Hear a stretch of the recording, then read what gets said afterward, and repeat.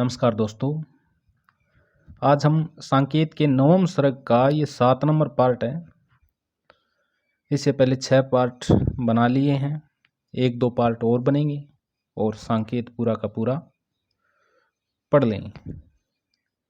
सांकेत का नवम सर्ग है ये मैथिली शरण गुप्त जी के द्वारा लिखा गया, रचा गया एक प्रबंधात्मक शैली में एक महाकाव्य है जो फर्स्ट ग्रेड नेट एग्जाम्स में शामिल किया जाता है स्नातक स्तरीय पाठ्यक्रम में।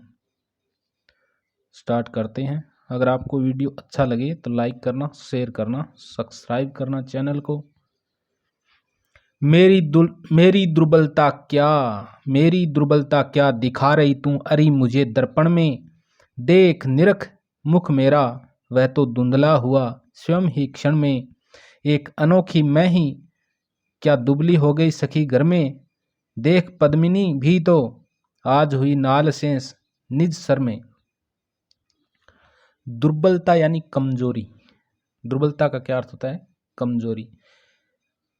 निरख, निरखना यानी देखना, निरख यानी देखकर।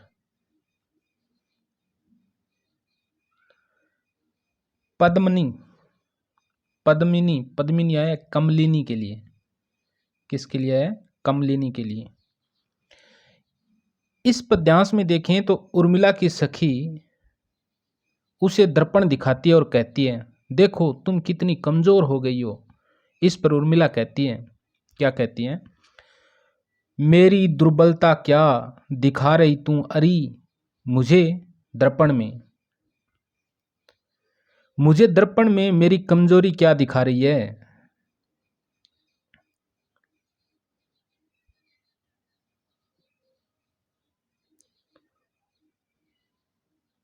कि मेरी दुर्बलता क्या दिखा रही तू अरी मुझे दर्पण में। तो उर्मिला जी कहती है कि मुझे दर्पण में मेरी कमजोरी क्या दिखा रही है। देख निरख मुख मेरा वह तो धुंधला हुआ स्वयं ही क्षण में। मेरे मुख पर सच्चे प्रेम की इतनी आभा है कि उसके समक्ष दर्पण क्षण यानी पल भर में स्वयं ही शर्माकर धुंधला हो जाएगा, क्योंकि दर्पण पर मेरे निश्वासों से वह धुंधला हो जाएगा, तो वह मुझे क्या दिखा पाएगा। एक अनोखी मैं ही क्या दुबली हो गई सखी घर में। एक अनोखी मैं ही क्या दुबली हो गई सखी घर में। यहां पर काकू वक्रोक्ति अलंकार है इस दोनों लाइनों में। एक अनोखी मैं ही क्या दुबली हो गई सखी घर में, काकू वक्रोक्ति अलंकार है। आगे उर्मिला जी कहती है कि पूरे घर में मैं ही तो क्षीण नहीं हुई, सभी उदास व परेशान है। यहां तक कि प्रकृति के पदार्थ भी लक्ष्मण के वियोग में परेशान है। एक अनोखी मैं ही क्या दुबली हो गई सखी घर में, कि घर में मैं अकेली ऐसी नहीं हूं जो क्षीण हो गई, सभी उदास और परेशान है। यहां तक कि प्रकृति के पदार्थ भी लक्ष्मण के वियोग में परेशान हैं। देख पद्मिनी भी तो आज हुई नाल शेष निज सर में। सर यानी सरोवर। सरोवर में रहते हुए भी कमलिनी पूर्णतया सूख गई है। उसकी केवल क्या बची है? नाल शेष, केवल नाल बची है। सरोवर में रहते हुए भी कमलिनी पूर्णतया सूख गई है, उसकी केवल नाल बची है। अगर इसमें देखें पद्यांश में, तो विरहिणी उर्मिला के स्वाभिमान तथा असहायता की एक साथ अभिव्यक्ति हुई है। उर्मिला जी के स्वाभिमान और असहायता की एक साथ अभिव्यक्ति हुई है। इसमें छेकानुप्रास अलंकार है। एक अनोखी घर में, ये जो पंक्तियां हैं इनमें काकू वक्रोक्ति अलंकार है।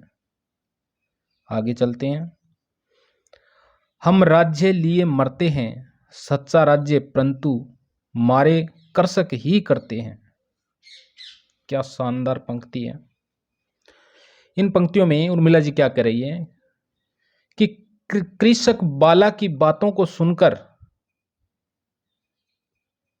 जो ये पंक्तियां हैं इनमें क्या कहती हैं उर्मिला जी कि कृषक बाला की बातों को सुनकर उर्मिला सच्चा राज्य किसानों का ही समझती है और उनके कर्मों के समक्ष वह अपना राज्य भी तुच्छ समझती है। और वह सखी से कहती है, वह सखी से कहती है, क्या कहती है? हम राज्य लिए मरते हैं, सच्चा राज्य परंतु मारे कृषक ही करते हैं। कृषक यानी किसान। कि हे सजनी, हे सखी, हम क्षत्रिय, हम राज्य लिए ही मरते हैं। हम किसके लिए है? क्षत्रियों के लिए। हम क्षत्रिय गण राज्य प्राप्त करके परस्पर मिथ्या अभिमान करते हैं और लड़ते रहते हैं, किंतु वास्तविकता तो यह है कि सच्चा राज्य सुख तो कृषक वर्ग यानी किसान ही भोगते हैं। कौन भोगते हैं? किसान ही भोगते हैं। जिनके खेतों में है अन्न, जिनके खेतों में है अन्न, कौन अधिक उनसे संपन्न पत्नी सहित विचरते हैं। ये भव विभव भरते हैं, भव विभव भरते हैं। हम राज्य के लिए मरते हैं, हम राज्य के लिए मरते हैं। वे गोधन के धनी उदार, उनको सुलभ सुधा की धार। सहनशीलता के आगार वे श्रम सागर तरते हैं। हम राज्य के लिए मरते हैं। यदि वे करे उचित है गर्व, यदि वे करे उचित है गर्व, बात बात में उत्सव पर्व। हमसे प्रहरी रक्षक जिनके, हमसे प्रहरी रक्षक जिनके, वे किससे डरते हैं? हम राज्य के लिए मरते हैं।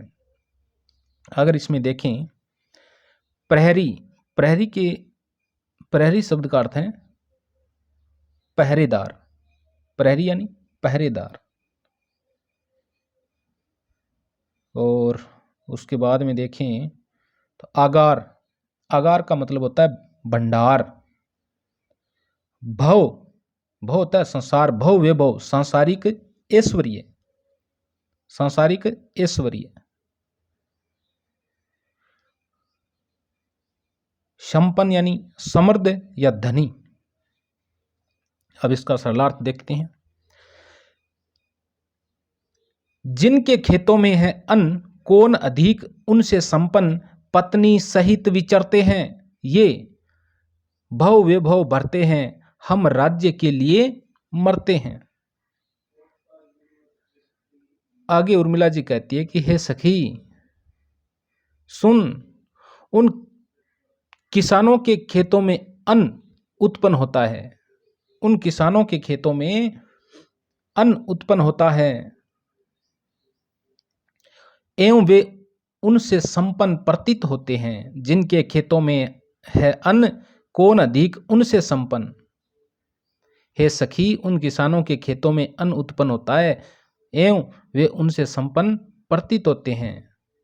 पत्नी सहित विचरते हैं, ये भव वैभव भरते हैं, भव वैभव भरते हैं। हम राज्य के लिए मरते हैं।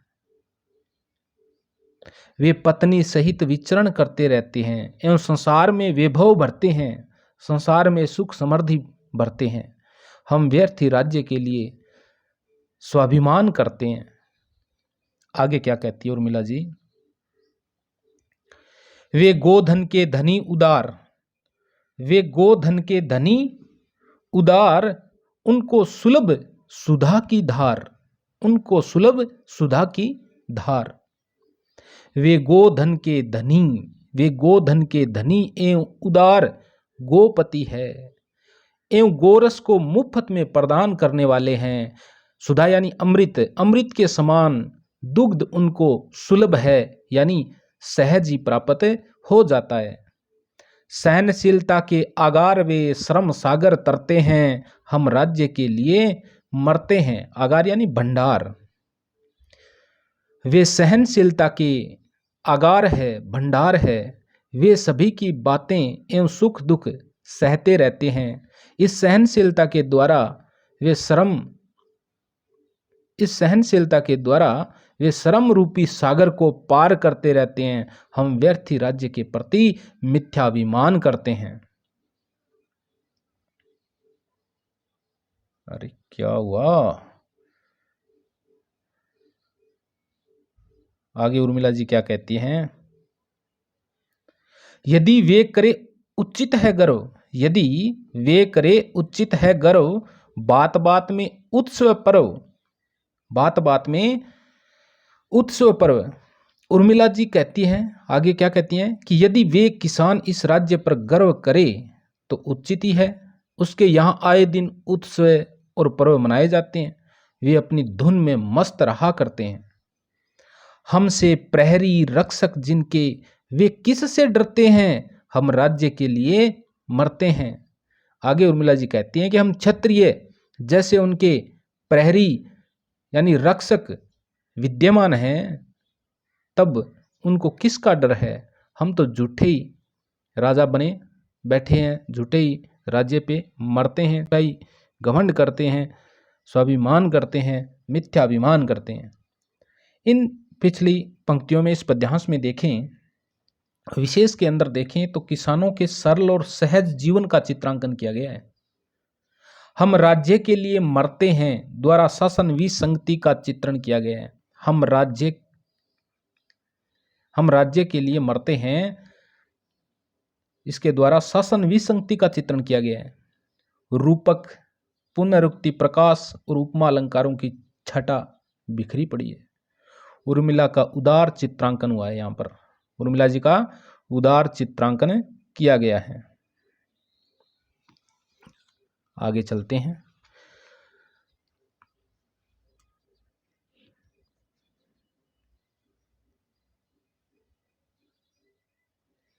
प्रभु को निष्कासन मिला मुझको कारागार, प्रभु को निष्कासन मिला मुझको कारागार, मृत्युदंड उन तात को राज्य तुझे धिक्कार। 14 चक्कर खाएगी जब यह भूमि अभंग, घूमेंगे इस ओर तब प्रियतम प्रभु के संग, प्रियतम प्रभु के संग आएंगे तब हे सजनी, अब दिन पर दिन गिनो और रजनी पर रजनी, दिन पर दिन गिनो और रजनी पर रजनी, पर पल पल ले रहा यहाँ प्राणों से टक्कर, कलह मूल यह भूमि लगावे 14 चक्कर, कलह मूल यह भूमि लगावे 14 चक्कर। सिंकुड़ा सिंकुड़ा दिन था सभीत सा भीत के कसाले से, सजनी या रजनी तो जम बैठी विषम पाले से। अब इनका शब्दार्थ देखते हैं। वैसे तो सरल है शब्दार्थ इनके, फिर कोई देख लेते हैं। कलह मूल, कलह मूल का अर्थ होता है झगड़े की जड़। रजनी, रजनी रात के लिए आया है। सजनी, सजनी सखी के लिए आया है, सजनी सखी के लिए आया है।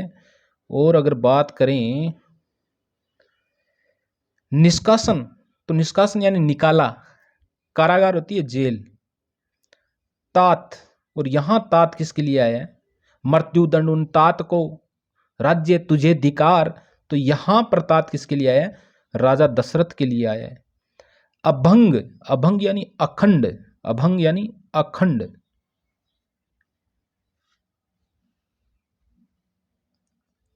अब देखते हैं इनका सरलार्थ।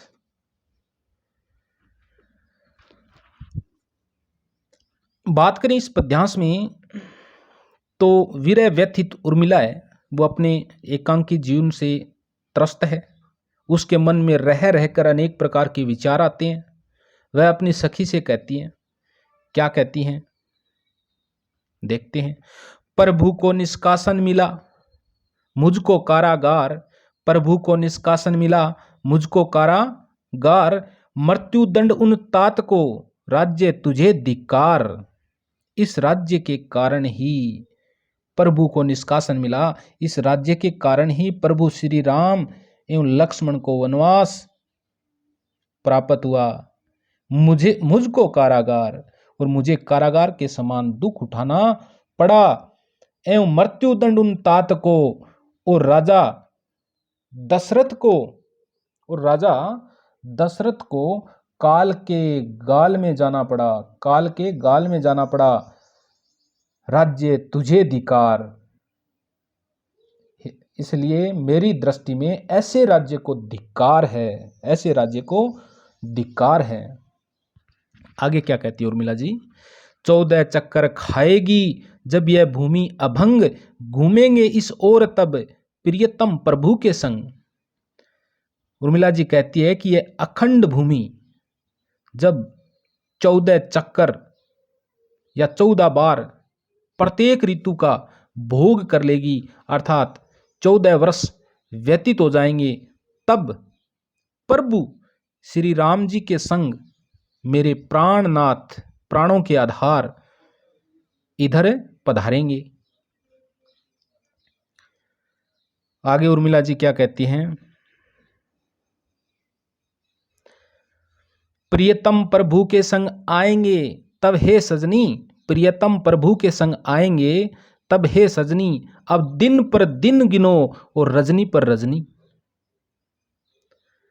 आगे उर्मिला जी कहती है कि हे सजनी, 14 वर्षों उपरांत ही प्रभु के साथ स्वामी यानी प्रियतम यानी स्वामी यानी लक्ष्मण पधारेंगे, लक्ष्मण जी पधारेंगे। तब तक मुझे रात और दिन एक एक गिनकर काटने पड़ेंगे। किंतु सखी, अधैर्य मेरे हृदय में बढ़ता चला जा रहा है।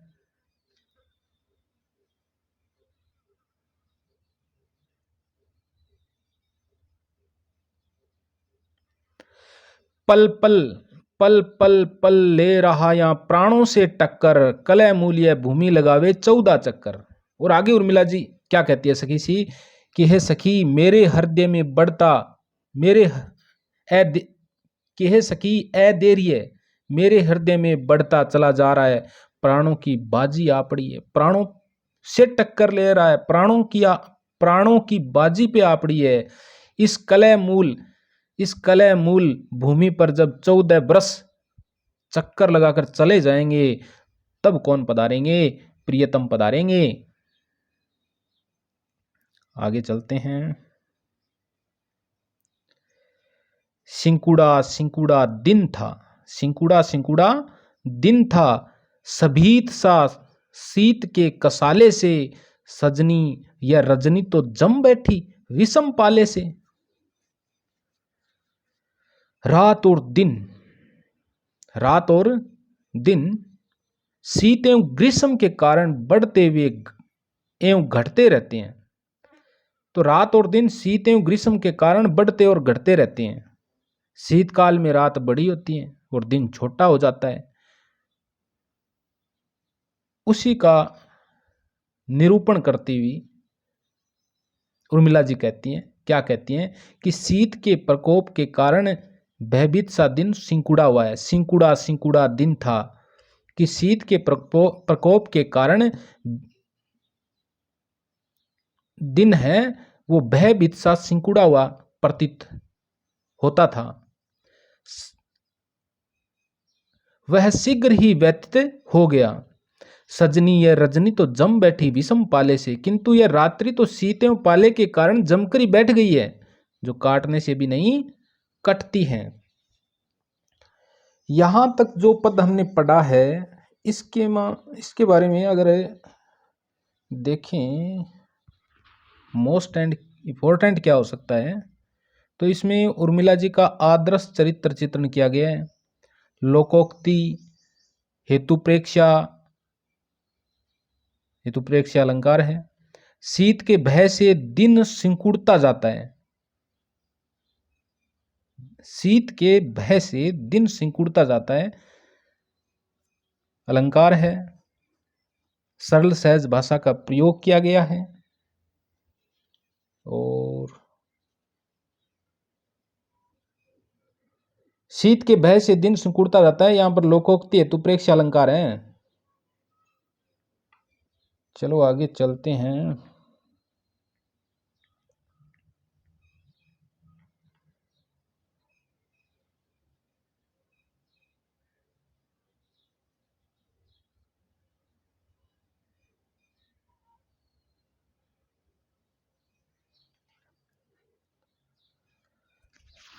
शिशिर ने फिर गिरी वन में, जितना मांगे पतझड़ दूंगी मैं इस निज नंदन में। कितना कंपन तुझे चाहिए, कितना कंपन तुझे चाहिए, ले मेरे इस तन में। सखी कह रही पांडुरता का क्या अभाव आनन में। वीर जगा दे नयन नीर, चदी तू मानस भाजन में। तो मोती पा में ए किंचना, रखूं उसको मन में। हंसी गई रो भी न सकूं मैं अपने इस जीवन में।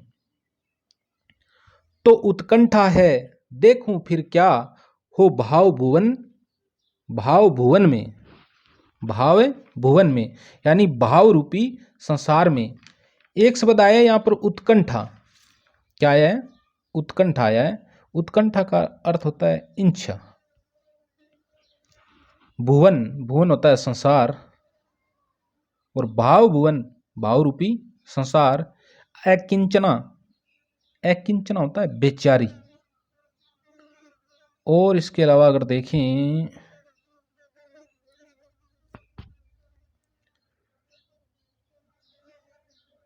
तो यहां पर एक शब्द आया है नंदन।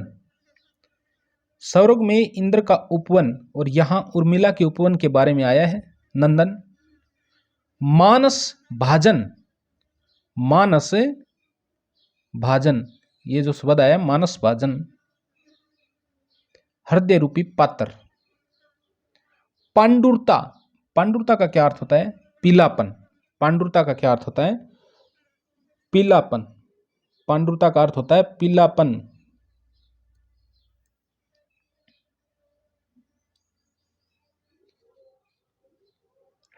चलो इसका भावार्थ देखते हैं। शिशिर ने फिर जितना मांगे पतझड़ दूंगी मैं इस निज नंदन में। कितना कंपन तुझे चाहिए ले मेरे इस तन में। सखी कह रही पांडुरता का क्या अभाव आनन में। अगर इस पद्यांश में देखें तो शिशिर ऋतु, शिशिर ऋतु का, ऋतु को संबोधित करती हुई उर्मिला जी क्या कहती हैं कि वह व्यर्थ ही वन उपवन में घूमती है। उसे अपने सारे उपकरण उर्मिला के शरीर में ही मिल सकते हैं। इसलिए शिशिर को संबोधित करती हुई उर्मिला जी क्या कहती हैं? शिशिर ने फिर गिरिवन में, कि हे शिशिर तू व्यर्थ ही वन और पर्वतों में, गिरि यानी पर्वत, वन और पर्वतों में घूमती हुई न फिर। जितना मांगे पतझड़ दूंगी मैं इस निज नंदन में। कितना कंपन तुझे चाहिए ले मेरे इस तन में। सखी कह रही पांडुरता का क्या अभाव आनन में। मैं तुझे तेरे सिर पर अभिषिक्त यानी इंचित उपकरण देने में समर्थ हूं। मेरा शरीर रूपी उपवन पतझड़ से युक्त है। तू कंपन के वेग से सभी को कंपा देती है। मैं प्रियतम के विरह में दिन रात कांपती रहती हूं। अतः तुझे जितना कंपन चाहिए मेरे शरीर में मिल जाएगा। आगे क्या कहती है उर्मिला जी? वीर जगा दे नयन नीर चदी तू, वीर जगा दे नयन नीर चदी तू मानस भाजन में। तो मोती पा में अकिंचना रखूं उसको मन में। तो मोती पा में अकिंचना रखूं उसको मन में। तू आकर समस्त वनस्पतियों को पीला कर देती है। पांडुरता यानी पीलापन। तू आकर समस्त वनस्पतियों को पीला कर देती है। तुझे यहां पीलापन भी मिलेगा क्योंकि क्योंकि क्योंकि उनकी सखी क्या कहती है उनको? क्योंकि मेरी सखी कहती है कि मेरे मुख में पीलेपन की कमी नहीं है। सखी कह रही पांडुरता का क्या अभाव आनन में।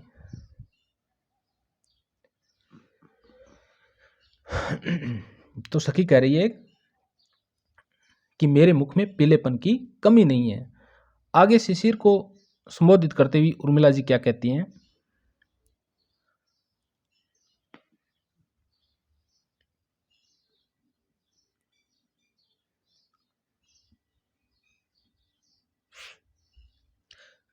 वीर जगा दे नयन नीर चदी तू मानस भाजन में। तो मोती पा में अकिंचना रखूं उसको मन में। इसको एक बार और देखते हैं। तो हे शिशिर तुझे अपनी सखी मैं कहती हूं, जल को जमा देने की तेरे में प्रवृत्ति है, जल को जमा देने की तेरे में प्रवृत्ति है। तू यदि मेरे हृदय रूपी वर्तन में मेरे आंसुओं को जमा दे तो मैं अकिंचन उस मोती के समान ही अपने मन में सहेज कर रख लूंगी, अर्थात उसे मैं अपने जीवन का सब कुछ बना लूंगी, सर्वस्व बना लूंगी।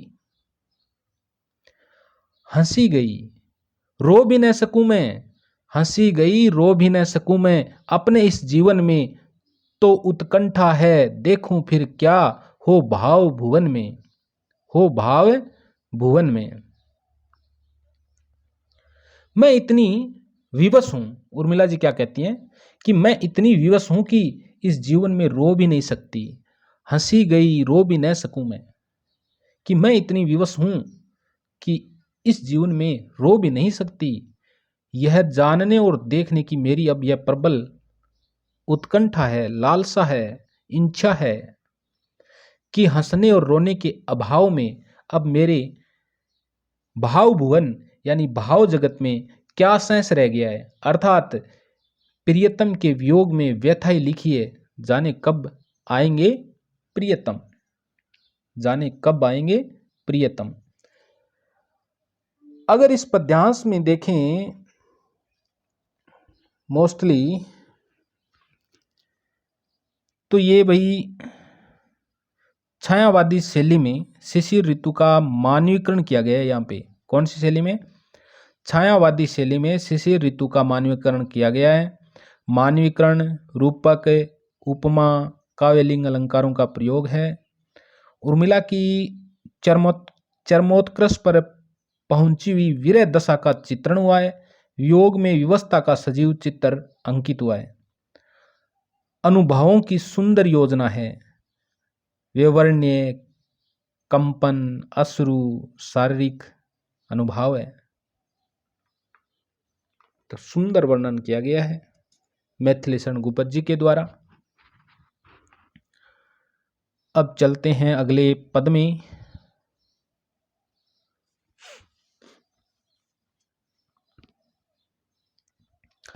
काली काली कोयली बोली, होली होली होली। काली काली कोयली बोली, होली होली होली। हंसकर लाल लाल होठों पर हरियाली हिल डोली।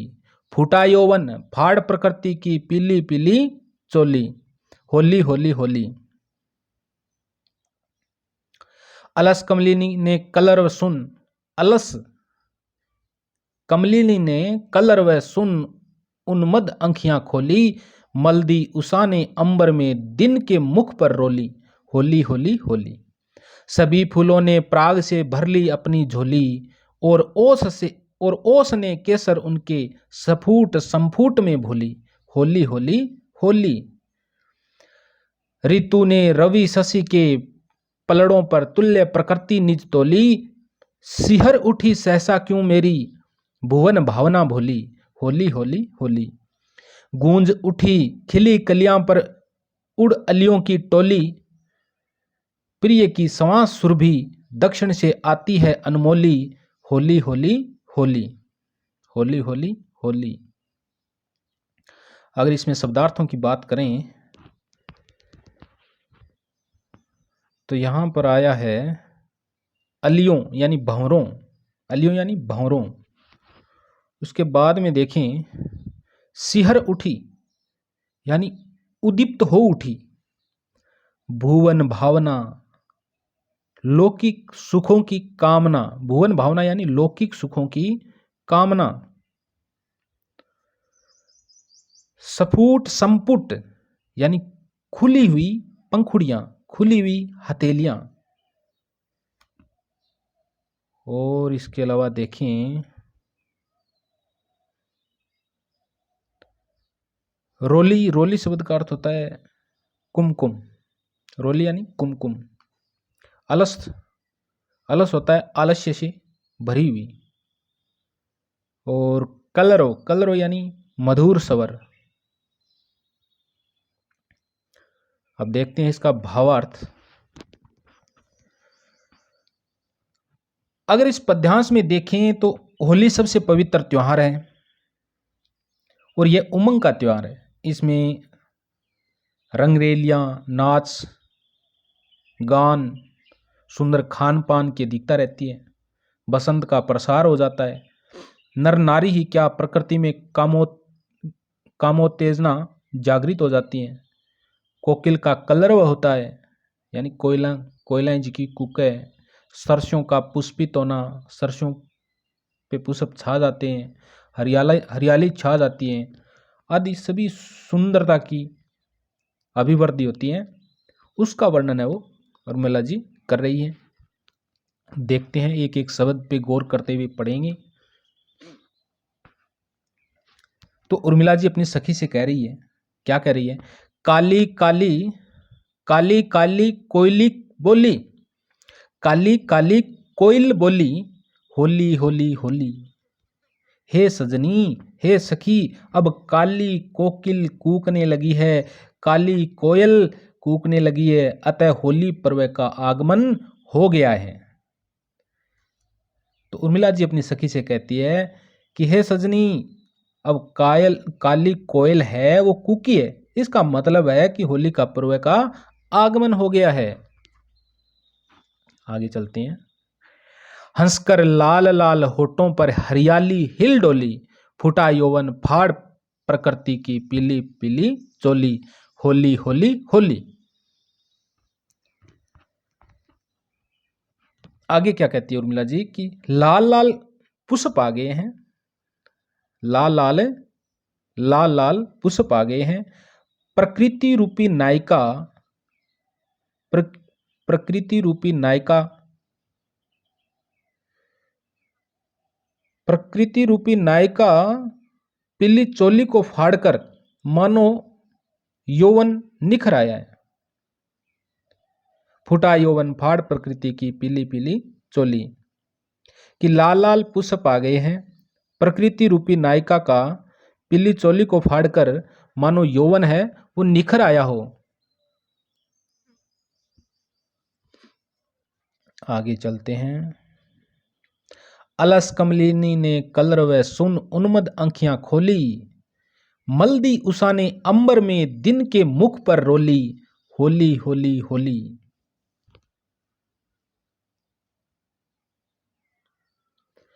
कमलिनी सर में खिली हुई है, सर यानी तालाब में, मानो आज आलस्य मन कमलिनी ने सूर्योदय के समय अपनी उन्मत्त आंखों को खोला है, ऐसा प्रतीत हो रहा है। यानी कमलिनी है जो सरोवर में खिली हुई है, और मानो आज आलस्य, जो आलस्य से भरा हुआ मन है वो कमलिनी ने, आलस्य मन कमलिनी ने, आलस्य से भरी हुई कमलिनी ने सूर्योदय के समय अपनी उन्मत्त आंखों को खोला है।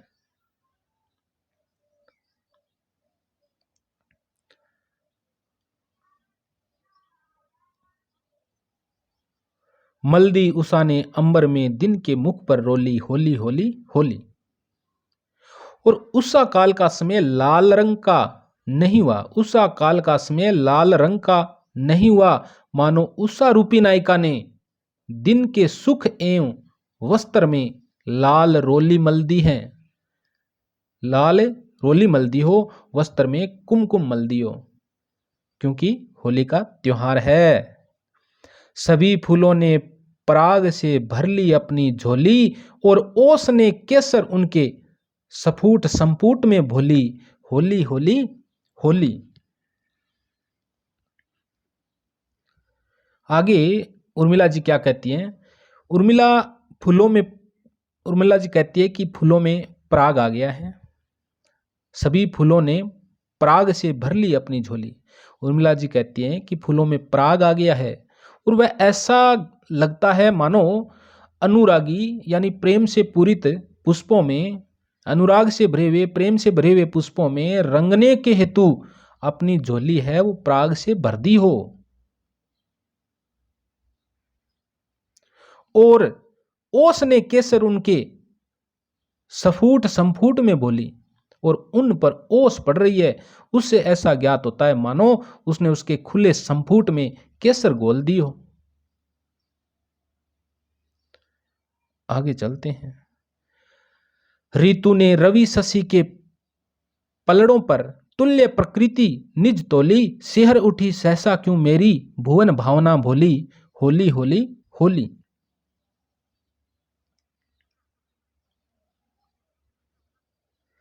ऋतु ने रवि शशि के पलड़ों पर तुल्य प्रकृति निज तोली। आज रात दिन सूर्य चंद्र सभी बराबर है। आज रात दिन सूर्य और चंद्र सभी बराबर है, न गर्मी है न सर्दी है। अतः ऋतु ने आज सूर्य चंद्र रूपी तराजू के पलड़े में अपनी प्रकृति को समान रूप से तोल दिया है। आज रात दिन सूर्य चंद्र सभी बराबर है। उर्मिला जी अपनी सखी से कह रही है कि हे सखी, आज रात दिन सूर्य और चंद्रमा सभी बराबर लग रहे हैं, नहीं तो आज ज्यादा गर्मी है नहीं सर्दी है। अतः ऋतु ने आज सूर्य चंद्र रूपी तराजू के पलड़ों में अपनी प्रकृति को समान रूप से तोल दिया है। सिहर उठी सहसा क्यों मेरी भुवन भावना भोली, न जाने क्यों मेरी भोली भुवन भावना, न जान क्यों सिर उठी सहसा क्यों मेरी भुवन भावना भोली। न जाने क्यों मेरी भोली भुवन भावना, न जाने क्यों मेरी लौकिक सुखों की कामना आज सिहर उठी है। आज सभी में मस्ती छा गई है। आगे उर्मिला जी क्या कहती हैं?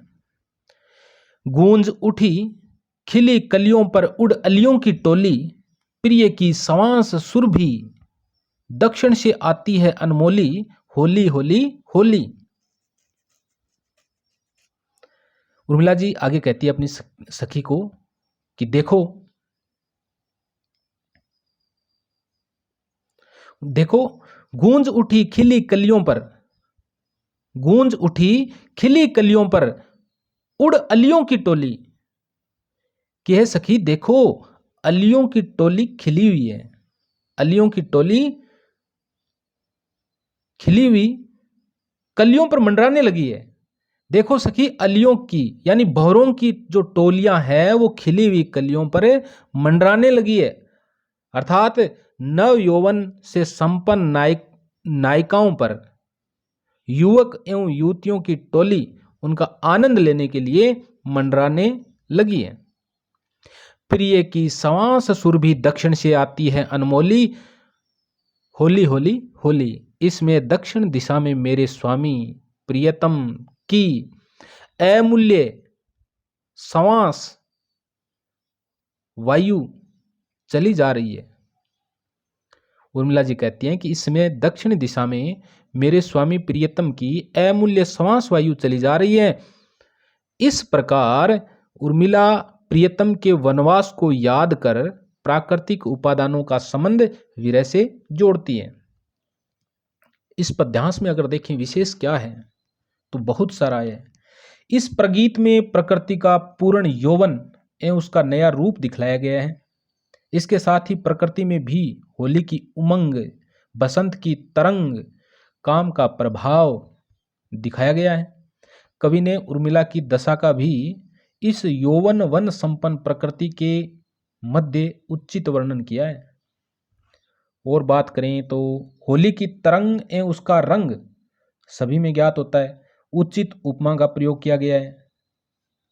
और बात करें अलंकारों की तो इसमें एक तो अपनहुति, उत्प्रेक्षा, रूपक, सलेंस, अनुप्रास, उपमा अलंकारों का बहुत शानदार प्रयोग किया गया है। लास्ट पद है ये, लास्ट पद पढ़ेंगे, देखते हैं। जा मल्या नील लौट जा, जा मल्या नील लौट जा, यही अवधि का साप, लगे न लू होकर कहीं तू अपने को आप, लगे न लू होकर कहीं तू अपने को आप, भ्रमर इधर मत भटकना, ये खट्टे अंगूर लेना चंपक गंध तुम, लेना चंपक गंध तुम, किंतु दूर ही दूर सहज मातगण गंध था, कर्णिकार का भाग विगुण रूप दृष्टांत के, अर्थ न हो यह त्याग, अर्थ न हो यह त्याग। तो दोस्तों इसमें अगर देखें अवधि अवधि अवधि यानी यहाँ पर धी छोटी है तो समय होगा, और अवधि अगर धी बड़ी है तो अवधि भाषा हो जाएगी। अगर इस पद में देखें तो उर्मिला जी है वो अपने प्रिय के विरह से जलते हुए वसंत के उपादानों को बिल्कुल भी नहीं चाहती है, और वह उनमें कोई दोष न लगाकर स्वयं को दोषपूर्ण बताकर उन्हें अपने पास से वापिस भेजना चाहती है। और सबसे पहले वह मल्यानिल यानी मल्य पर्वत से आने वाली सुगंधित हवा को संबोधित करती हुई क्या कहती हैं, क्या कह रही है, देखते हैं क्या कहती है। जा मल्यानिल लौट जा यही अवधि का साफ, अवधि यानी समय का, जा मल्यानिल लौट जा यही अवधि का साफ। तो ये मल्यानिल को संबोधित करते हुए उर्मिला जी कहती हैं कि अरे मल्यालिन मल्य पर्वत से आने वाली पवन, जा लौट जा, मैं विरहा नल के कारण संतप्त हो रही हूं, यह अनल प्रिय आगमन अवधि पर्यंत रहेगा, यह अनल प्रिय आगमन यानी प्रियतम के आने के समय तक रहेगा, तब अतः तभी तक मैं गर्म रहूंगी क्योंकि मुझे अवधि का साप है। जो मल्यानिल से जो बयार चल रही है सुगंधित, उसको संबोधित करते हुए उर्मिला जी कहती हैं कि हे मल्यानिल तू वापिस चली जा, लौट जा। क्यों? क्योंकि मैं तो विरह में संतप्त हो रही हूं, तड़फ रही हूं, जल रही हूं, और ये जो अग्नि है ना, ये विरह की अग्नि कब तक रहेगी? जब तक प्रियतम नहीं आएंगे तब तक ये विरह की अग्नि रहेंगी। और ये जो विरह की अग्नि है ये प्रियतम की आने की अवधि तक रहेगी, और तभी तक मैं गर्म रहूंगी क्योंकि मुझे क्या मिला हुआ है? समय का साप यानी अवधि का साप मिला हुआ है। आगे क्या कहती है? लगे न लू होकर कहीं, लगे न लू होकर कहीं तू अपने को आप, इस कारण मुझे आशंका है। किसको? उर्मिला जी को। इस कारण मुझे आशंका है कि कहीं ऐसा न हो कि मेरा तन स्पर्श करके, मेरे इस विरह से जलते हुए शरीर को स्पर्श करके तू गर्म हो जाए, तू गर्म हो जाए एवं लू बनकर स्वयं को लगने लगे।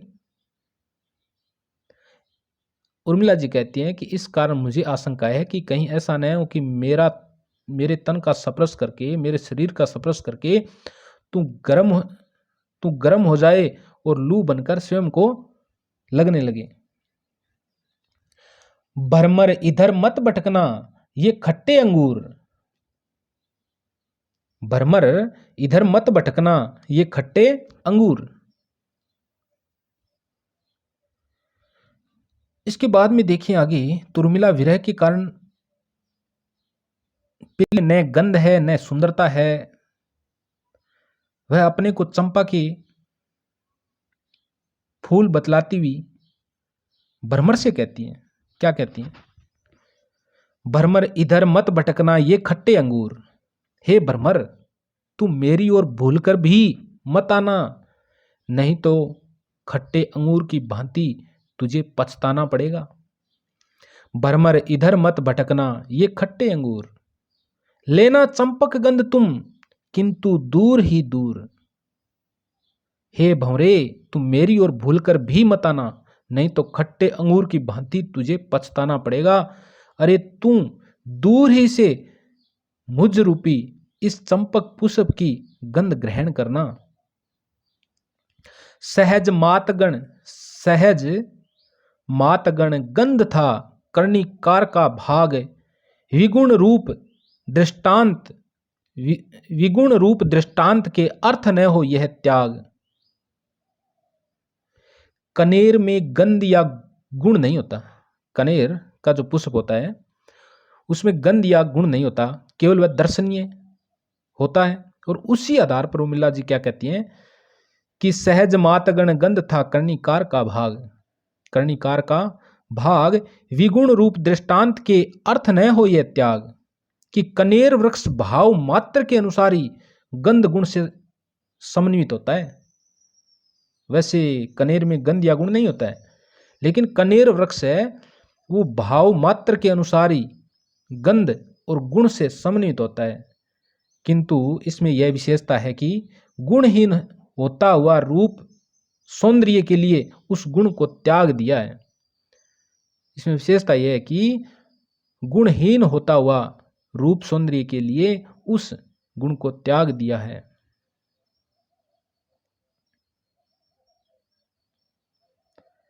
एक इसी पार्ट का छोटा सा पैरा और रह गया है, देखते हैं।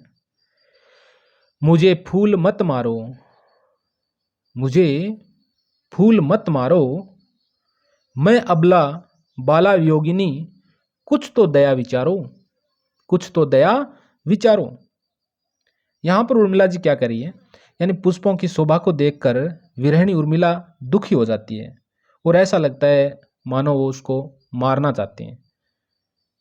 इसलिए विरह व्यथित उर्मिला जी क्या कहती हैं, मुझे फूल मत मारो, हे कामदेव मुझे पुष्प न मारो, मुझे कष्ट मत दो, मैं अबला बाला वियोगिनी, कुछ तो दया विचारो। मैं अबला, अबला होती है बल रहित, मैं अबला हूं, बाला और वियोगिनी हूं, मुझे पति का सानिध्य प्राप्त नहीं है, मुझ पर कुछ तो दया विचारो, मुझ पर कुछ तो दया करो। बस ये लास्ट ही है, 5-4 मिनट और लगेगी। होकर मधु के मीत मदन, पटु तुम कटु गर्ल ने गारो।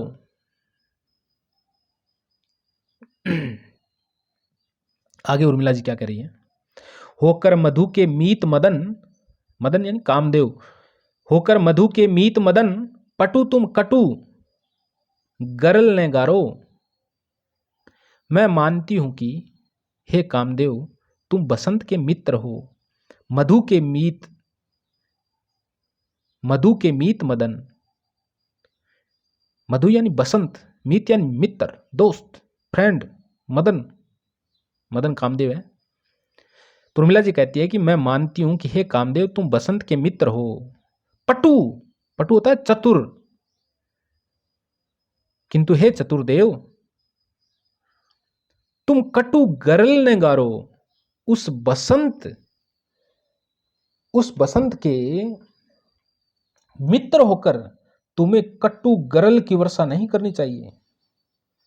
कटु गरल ने गारो यानी उस बसंत के मित्र होकर तुम्हें कटु गरल की वर्षा, गरल यानी विष की वर्षा नहीं करनी चाहिए।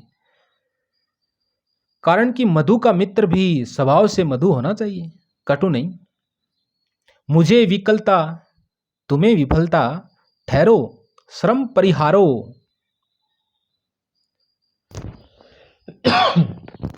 आगे उर्मिला जी क्या कहती है, मुझे विकलता तुम्हें विफलता, ठहरो श्रम परिहारो। यदि मुझ पर तुम अपना विष वमन करोगे, यानी डालोगे, विष डालोगे, तो तुम्हारा श्रम व्यर्थ जाएगा। श्रम परिहारो, तुम्हारा श्रम व्यर्थ जाएगा, क्योंकि मुझको विकलता प्राप्त होगी, मुझे विकलता, मुझको विकलता प्राप्त होगी, किंतु तुम मेरा कुछ भी नहीं बिगाड़ सकते, अतः तुम्हें विफलता, तुमको विफलता प्राप्त होगी। तो उर्मिला जी क्या कहती हैं, यदि मुझ पर तुम अपना विष वमन करोगे तो तुम्हारा श्रम व्यर्थ जाएगा, क्योंकि मुझको विफलता प्राप्त होगी, किंतु तुम मेरा कुछ भी नहीं बिगाड़ सकते, अतः तुमको क्या मिलेगी, विफलता प्राप्त होगी। आगे क्या कहती हैं उर्मिला जी, नहीं भोगिनी, नहीं भोगिनी यह मैं कोई, जो तुम जाल पसारो। आगे कामदेव को संबोधित करती हुई उर्मिला जी क्या कर रही है, हे मदन, हे कामदेव, तुम कितना भी अपना जाल पसारो, मैं उसमें फंसने वाली नहीं हूं, मैं स्वयं से रहने वाली नारी हूं, मैं भोगिनी बाला नहीं, जो विमोहित होकर सतीत्व छोड़ दें।